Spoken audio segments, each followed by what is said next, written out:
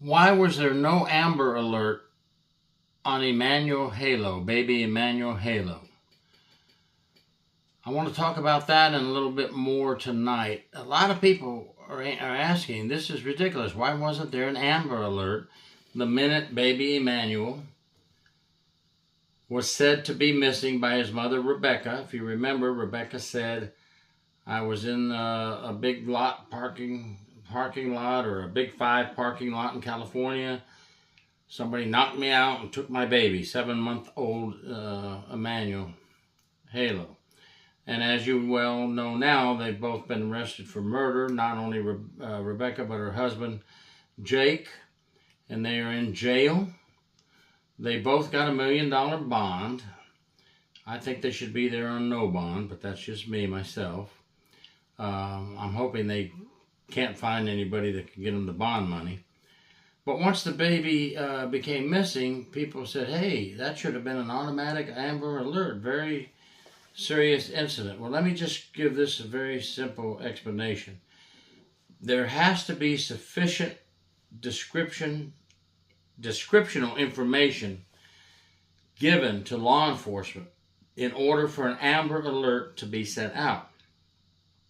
What do I mean by that? Well, number one, we have to show that there is a child abduction. Okay, so she says the child was abducted. We have that. Child's description. We have that. A description of the suspect. Do you have any description of the suspect who took the child? We don't have that. She could not give that information. She claims she was knocked out and woke up and the baby was gone and does not know who took the child. And or you have to have a vehicle description, and hopefully a license plate. Sometimes we get those. So if there was to be an Amber Alert sent out on Baby Emmanuel, how do you do it? We have nobody for you to look for. We have no description of a suspect. We have no vehicle for you to look for. We do have a baby, but the baby's description, and we know what the baby looks like. Therefore, the flyers went out. Did flyers go out nationwide? No. This is just the way it is. The Amber Alert has a certain criteria that it has to be met before they can tell the nation, look for this guy in this car, and he's suspected to have, or she's suspected to have, abducted Emmanuel Haro.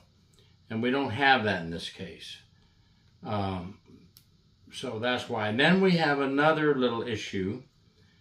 Now we have conflicting stories in the interviews with mom and dad, and her story just makes no sense. So now we have law enforcement believing that she has made up this story.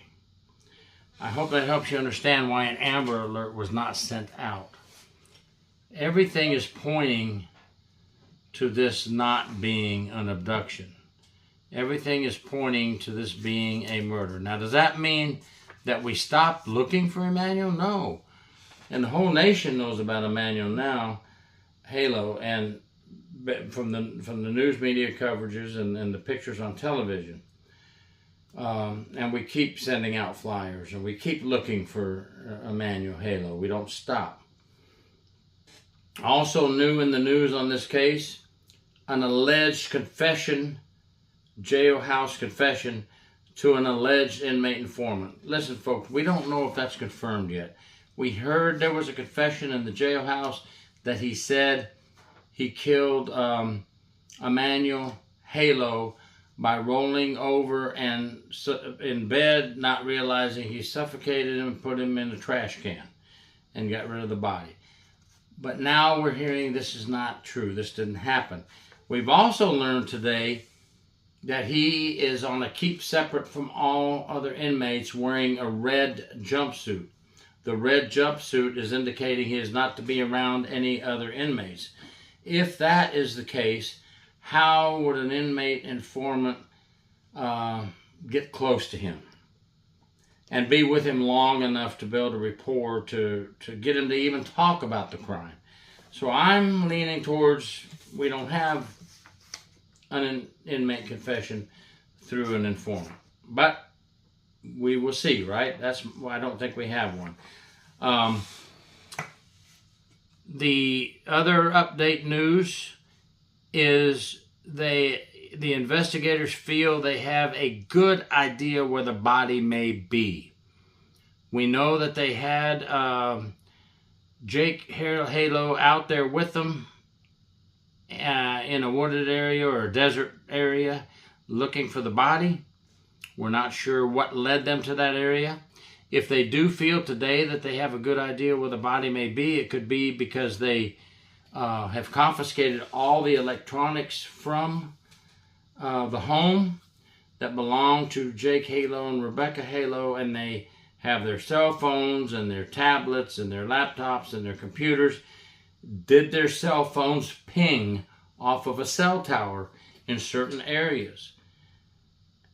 And did they stay in a certain area long enough to lead investigators to the belief that they need to check this area? Possible, very possible, that this could be how they think they have a good clue where the body may be.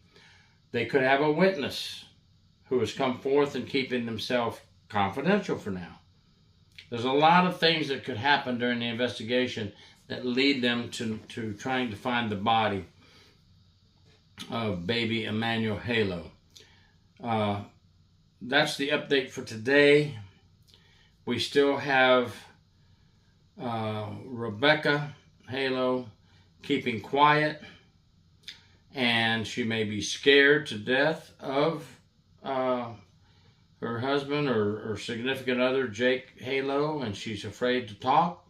Her attorney probably told her, right now, you're not going to talk to anybody, you're not going to say anything. In the end, somebody's going to talk, and maybe she wants to get advice from her attorney, and he's going to tell her, why don't you jump on board? And I was just talking with another co-host of Tear Talk, Anthony Ganji, and we were bouncing questions off each other, and I was thinking that maybe she's in fear of him right now. We talked about the possibility of her using the defense as I was a follower. I'm in fear of him. I did everything he told me. He told me to set up this false abduction. There's a lot of things going on in this case, folks. Let me know what you think. But I wanted to get that Amber Alert situation cleared up, and I wanted to throw in these new updates. Thank you. Let me know what you think about this case. Gary York, True Prison Stories. Please subscribe.